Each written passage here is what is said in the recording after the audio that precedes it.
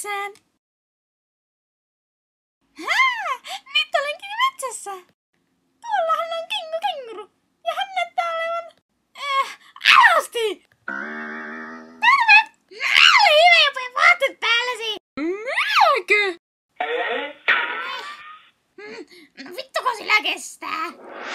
Hei Juliette, minä olen kenguru! Minä olin juuri edessä niitylle pamaan kukkia. Tajatko Juliette kukkia? Haluaisitko tulla mukaan?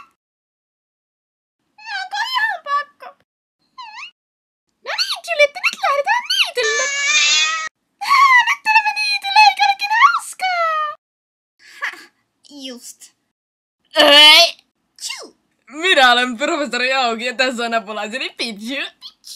Minä olin täällä niityllä tutkimassa harvinaisia ruoapokemoneja ja löysin sinisen pulpusarja sitten jonkun mikä se nimi oli, en minä muista enää. Niin mutta olen kehitellyt uuden pokeriksi, siinä on entistä parempi äänentoista ja siihen saa kytkettyä myös kuulokkeet, että sopii täydellisesti taskuun. Pichulla oli vähän nuhaa viime viikolla, mutta on hänelle sähköllä tehostettua rohta ja hän parani hetkessä, en ollut ennen kokenut mitään sellaista niin.